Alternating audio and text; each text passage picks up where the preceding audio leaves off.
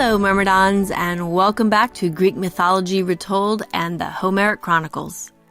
I want to say thank you for listening in and sharing these audio waves with me, Janelle Rhiannon.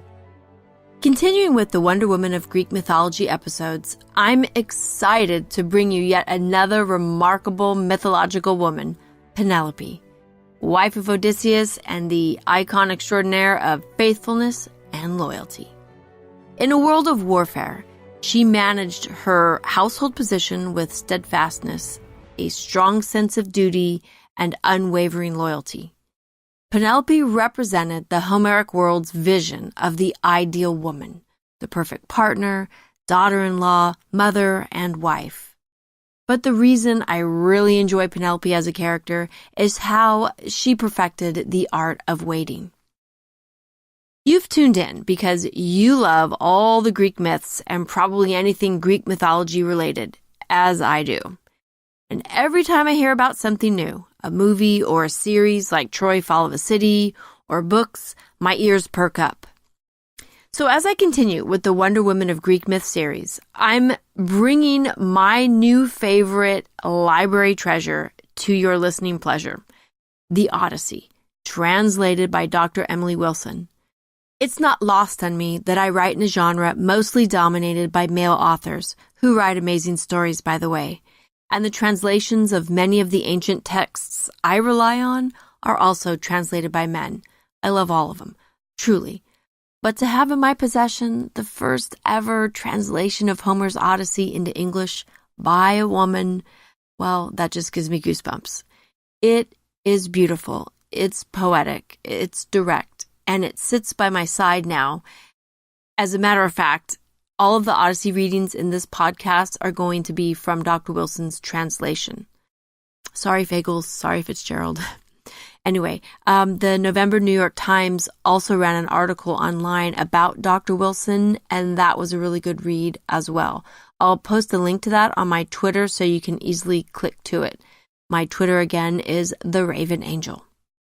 Anyway, this episode is special not just because I get to share what I've researched and developed for the Homeric Chronicles about Penelope, and because I'm using my new favorite Odyssey translation, but because I want to acknowledge somebody really special to me. My father, Thomas. Hey, Dad, if you're out there listening right now. He's a Vietnam veteran and a retired Navy submariner, and his career influenced me in so many ways. It gave me a unique perspective on Penelope and the art of waiting, and it really drove my curiosity for understanding the complexities of military life for families from the ancient world to modern times. Having grown up as the daughter of a U.S. Navy submariner whose deployments could range from 6 to 9 months and sometimes longer, I lived the art of waiting right alongside my family. And just like the ancient days, military wives farewelled their husbands and they went about life praying for their husband's safe and speedy return. And much like the ancient world, the 1960s didn't have ways to immediately contact the men who were off to war. There was no internet. These were days of no video chats, so there was no Snapchatting, no WhatsApp. There was no instant access via emails, texting, and on a submarine, you didn't even get the regular snail mail. I remember vividly going to the docks when the USS Guardfish, my dad's submarine, would pull into port and seeing that sea of white uniforms disembark and the women and children, because in the 1960s there were still traditional roles applied in the military. So you would see the women and children waiting eagerly for husbands and fathers to appear. Everybody was hugging and crying once they got reunited. And it was really great to see that homecoming. It was really great to be a part of that experience. Homecoming was, and it still is, a part of military family lives. And that's really what the main theme is, or one of the main themes that distinguishes the Odyssey from the Iliad. The Odyssey is homecoming and the Iliad is the going off to war. So in the Odyssey then, we really get an insight into the role that a wife had to fulfill while her husband was off at war. Even though Penelope was a queen, we just have to know that there were thousands of ordinary women doing just what Penelope was doing, scanning the horizon and looking for signs of their husbands' or sons' return. I'd also like to say that much of what we know about Penelope is because of the stories and parts of stories that we get that are told through the eyes of the important men in her life, like her father and like her husband. We don't get a lot of Penelope telling us directly through Homer or any other texts, ancient texts, what she was actually feeling or going through. So we have to piece it together. So we're going to start off with who she was. Who was Penelope? And how did she then become this iconic figure of feminine virtue in Greek mythology and down through the ages? First of all, she was a cousin of Helen of Sparta by blood. Her father, Icarius, was brother to Tyndareus, Helen's father. Penelope was likely the same age as Helen, about 18 or close to it, because she was old enough for Odysseus to notice her as a woman who was of marriageable age at Helen's wedding to Menelaus. If you haven't listened to my timeline podcast that discuss how old Helen would or should have been, I recommend you check those out. I've placed well-known events into a very specific chronological order. Penelope's relationship with her father gives us our first indication of what kind of person she was and perhaps why she caught Odysseus's eye. At the time of Helen's wedding, Odysseus was already known for his shrewdness and his cunning, so it's highly unlikely he'd be forced into choosing a wife that he didn't want. So why pick Penelope? I think Odysseus saw Penelope as the trifecta of candidates. She was beautiful, intelligent, and kind, all qualities that Odysseus believed would make for a remarkable queen of Ithaca. Part of the fun of writing the Homeric Chronicles is the actual researching of ancient sources, building as deep a character background as I can, and then creating this human experience for each character based on that research. And Greek mythology really is so much fun because although it's considered fiction, there's just enough history in there to blur the line just a little bit. Barry Strauss writes in the introduction of his book, The Trojan War, "Spectacular new evidence makes it likely that the Trojan War indeed took place. New excavations since 1988 constitute little less than an archaeological revolution, proving that Homer was right about the city of Troy.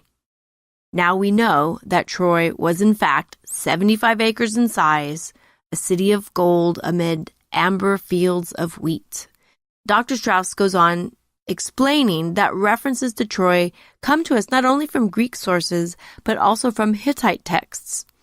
That makes it even more credible that Troy was real and the Trojan War was real. So if Troy was real and the war was real, was it possible that Homer's characters existed? Perhaps the most encouraging thing that he says, for me as a writer anyway, was his discussion about how oral language and bards maintained the epic tales, mainly how they used poetic repetition of words as a memorization tactic, and that included names. He wrote, "Did they exist or did a poet invent them? We don't know, but names are some of the easiest things to pass down in an oral tradition, which increases the likelihood that they were real people." Okay, mind blown. That means that it's plausible that the mythological characters, Achilles, Hector, Odysseus, Penelope, Clytemnestra, Helen, Andromache, all of them, that they could in fact be based on real people. Kind of like King Arthur was based on a real person. So when I think of these characters, I think about them in a historical context, and I try to honor the mythological canon that we get to know them from. And then I piece together a narrative that honors that. And then I want to bring into it a more human feel.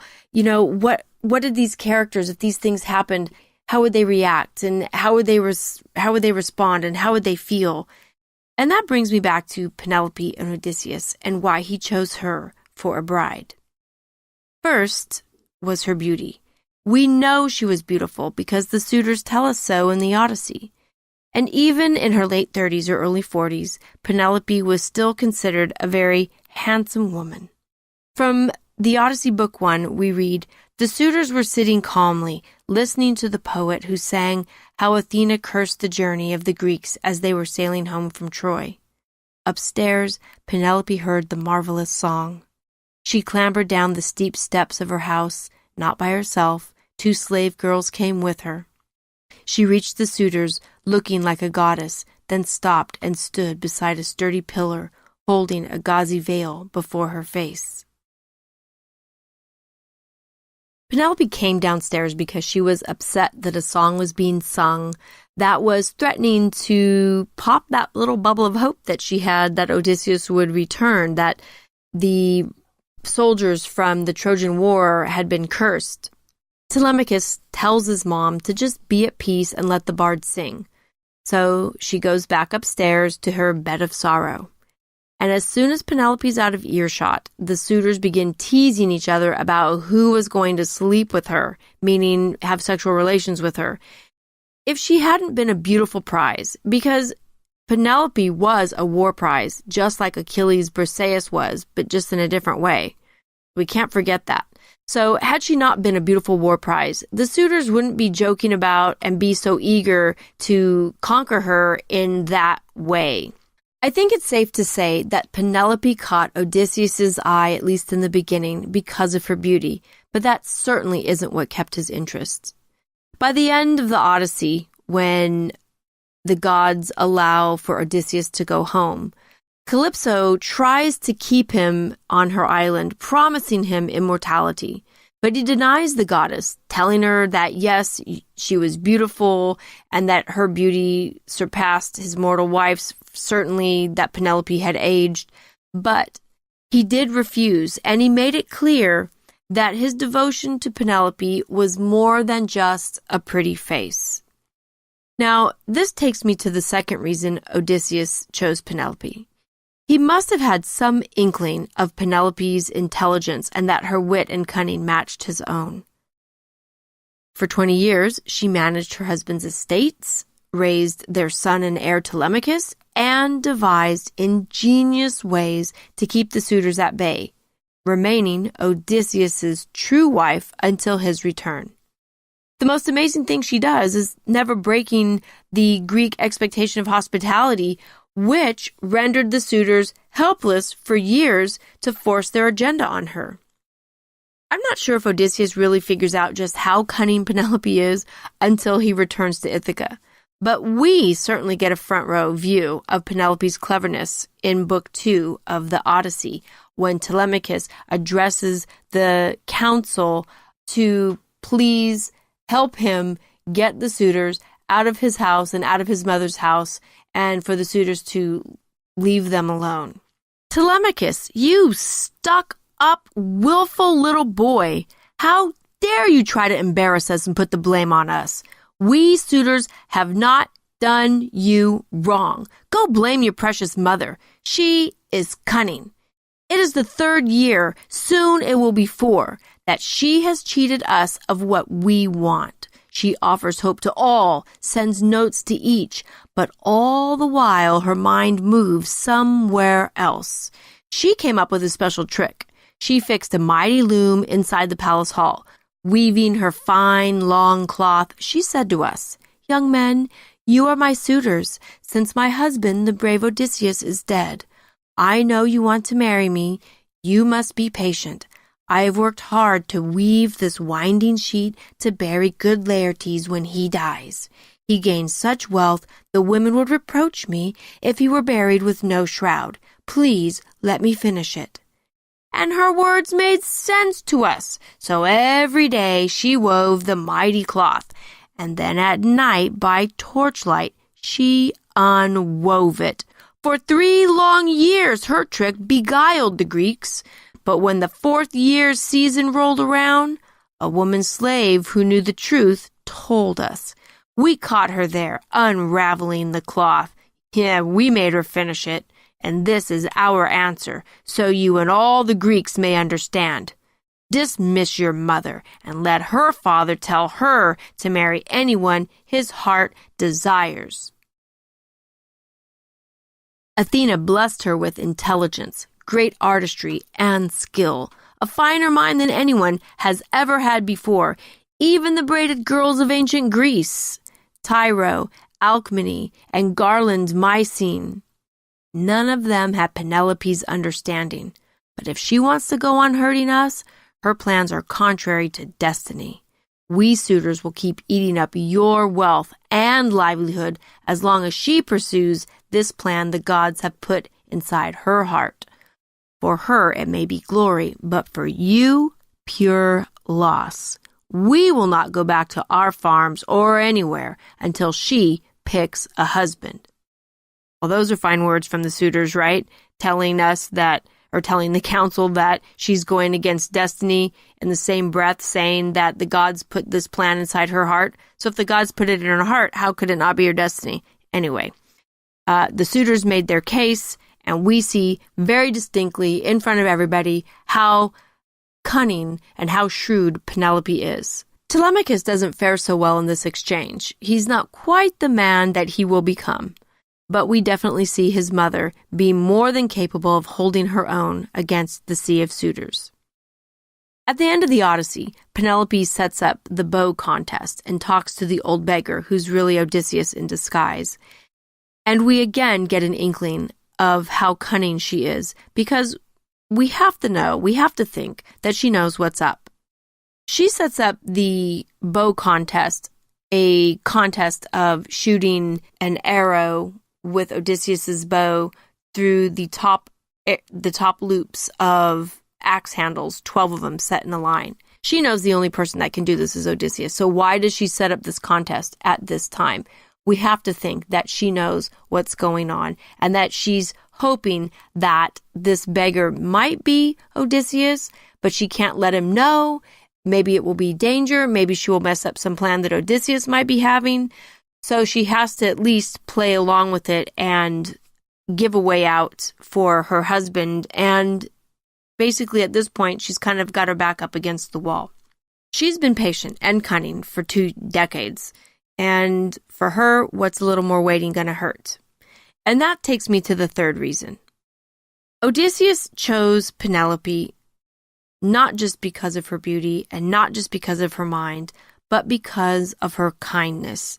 And it's this aspect of her personality that is revealed also with the same beggar scene that I just mentioned. Let's look at that same scene from a different angle. We see Penelope's kindness when she speaks with Odysseus disguised as the beggar. She's kind to the old man, and she scolds Melantho for treating the, quote, beggar so harshly. Penelope had listened warily, and now she spoke to scold the slave. "You brazen, shameless dog, what impudence! I see what you're doing. Wipe that impertinent expression off. You knew quite well I told you so myself, that I might keep the stranger in the hall to question him about my missing husband. I'm weighed down by my grief." Then she turned to tell Eurynome, "Bring out a chair and put a cushion on it so the stranger can sit and talk with me. I want to ask him some questions." So we see that even though she's not sure if it's Odysseus or just a beggar, she's still kind. And this beggar has been abused by the suitors in her home. And she feels that at the very least she needs to rectify that wrong. And she offers him comforts and soft words. And she isn't doing it because anybody important is watching and listening. We really get the feeling this is Penelope being herself, being vulnerable, being attentive, being firm with her household, and being forward-thinking. I suppose her continued hospitality is also evidence of her intelligence and kindness. But still, how could Odysseus know that Penelope was kind-hearted when he chose her? That's going to take us all the way back to Penelope's father and how he reacted to her leaving Sparta and him behind when she got married. Recently, I listened to one of my favorite podcasts on Greek history called, you guessed it, Greek History Podcasts, hosted by Ryan Stitt. And you can find that at thehistoryofancientgreece.com or his Twitter at GreekHistoryPod. You can get connected. Ryan's got a ton of well-researched episodes on the ancient Greeks. And one in particular struck a chord with me. That was episode 77 on childhood to adolescence. He talked about how in a patriarchic society, boys were preferred over girls as the firstborn. And that's really no surprise, right? But here's what really perked my ear up. He said that after the male heir had been born, it wasn't heard of for fathers to welcome the news of daughters afterward. He mentions Athenian plays referencing elder fathers' affections for daughters, and that made me think of Penelope right off the bat. He quotes from Euripides' Suppliant Women, where Iphis says there's nothing as sweet to an aged father as his daughter, because a daughter was more likely than a son to show the father these tender endearments. Okay, so that cuts back to Penelope and her father, Icarius. After Odysseus uses his cunning to help Tyndareus with Helen's suitors, Odysseus asked Tyndareus for a favor, and that was to help him get Penelope. King Tyndareus, being Penelope's uncle, agreed to help his guest. But Penelope's father wasn't having any of this. He tried to make it as impossible as he could for Odysseus to win his daughter's hand. He made Odysseus run a race, obviously hoping he'd lose, but Odysseus won. But why would Icarius do this? Hold the question while I continue. We get further evidence when Odysseus takes Penelope back to Ithaca, with Icarius following the newlyweds, begging his daughter to come back home. In Pausanias' description of Greece 320, stanzas 10 and 11, we read, "The image of modesty, some 30 stades distant from the city, they say was dedicated by Icarius, the following being the reason for making it. When Icarius gave Penelope in marriage to Odysseus, he tried to make Odysseus himself settle in Lacedaemon, or Sparta. But failing in the attempt, he next besought his daughter to remain behind, and when she was setting forth to Ithaca, he followed the chariot, begging her to stay. Odysseus endured it for a time, but at last he bade Penelope either to accompany him willingly, or else, if she preferred her father, to go back to Lacedaemon.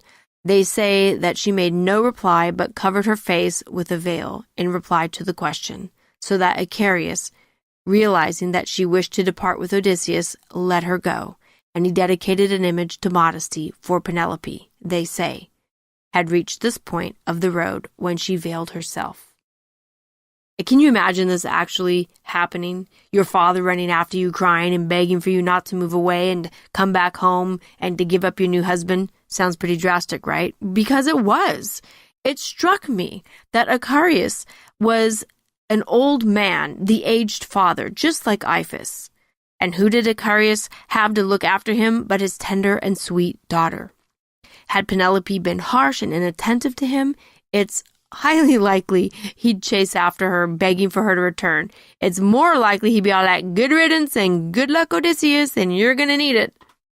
But because of the story, I think that Odysseus knew from the start that Penelope was kind. Here's a little insight of how I developed this particular scene in the Homeric Chronicles, Song of Princes. As Apollo's light reached its zenith, Odysseus and Penelope's entourage of servants and carts laden with dowry offerings began the long westward journey to Ithaca. A giant dust cloud rose behind them. Leading the way in his chariot, Odysseus held the reins in one hand, while the other was wrapped tightly around his bride's shoulders. "Penelope!" a voice cried from behind. Odysseus turned, squinting through the haze to see who called out to his wife. Who can that be? A dark figure emerged. "Penelope!" the man cried out again. "It is my father," Penelope said quietly.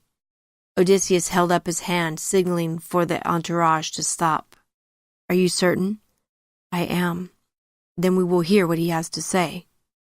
Within moments of bringing the caravan to a grinding halt, Icarius made his way to his daughter.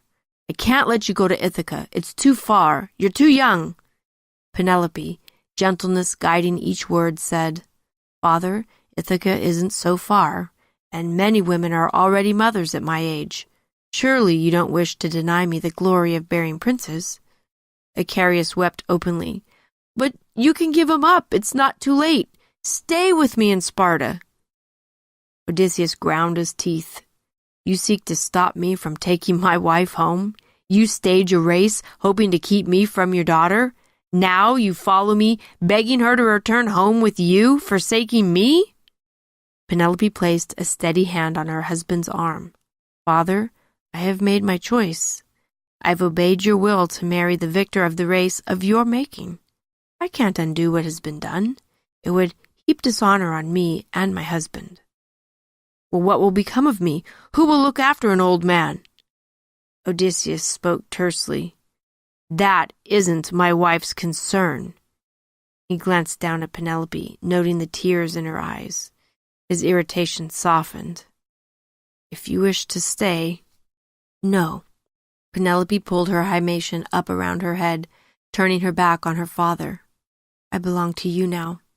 Smiling, Odysseus signaled for the caravan to pull away.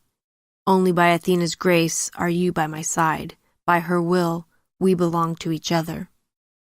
Maybe it's because of this moment that Odysseus also knew his new wife was loyal to her word, a quality she would need in the months to come when she'd find herself virtually a single mother raising the heir to Ithaca. And she'd need this quality to perfect the art of waiting. You might be wondering why I call it the art of waiting. Have you ever had to wait for someone to text you or call back or to arrive somewhere and you're standing there just waiting, looking at your phone, looking at your watch, staring out a window? The minutes can seem like hours. Literally, time feels like it's dragging its feet. It's awful. But waiting for a soldier to come home from war or from service is even more excruciating. The long absence and lack of regular communication, the reality of danger and death can make people very lonely and very vulnerable to doubt and suspicion. The partner left behind has to carry the weight of the entire household all by themselves, and the partner who's off to war is busy, well, being at war. These long separations require a heart of iron in addition to loyalty, because it's very natural for human beings to have doubts and to think terrible things in the dark, lonely hours of night. The heart wonders, does absent actually make the heart grow fonder? Balancing that fear and maintaining faith is truly an act of self-control. Choosing to remain faithful and hopeful is the foundation of the art of waiting, and Penelope perfected it. Let's face it, human beings really do get lonely, and it's not unheard of for partners to seek comfort with someone convenient to them. Historically, soldiers from all eras satisfied their, quote, loneliness, read that as sexual and emotional needs, with camp followers who served many roles, including being prostitutes. In the case of the ancient Greeks, many heroes brought home their prized women of war with their bastard children in tow. Their proper wives knew exactly what had gone on. Before I continue, I just want to clarify, this is a patriarchic society with very clear double standards for men and women. And I'm not justifying or denigrating. I'm just acknowledging what it was like in the archaic world some 3,500 years ago. Well, did the wives like it? Most likely not. We know Clytemnestra didn't like it. And I have to sneak in a little Game of Thrones reference. Even Ned Stark had a bastard, Jon Snow, who he brought home and expected everyone to accept, including his wife, Catelyn. We all know how that went down and who Jon really is, but it's that Ned was away at war and brought home a child he claimed was his. Everybody believed him, because it wasn't an unheard-of scenario in Westeros. Jon, Ned, and Catelyn paid dearly for the supposed breach of loyalty between husband and wife. And so did many of the returning Greek heroes. But that's another episode entirely. Anyway, in Penelope's case, over the years, she'd perfected the art of waiting. And it was that protective shell that she'd created for herself and Telemachus that the suitors hoped to crack open like an egg.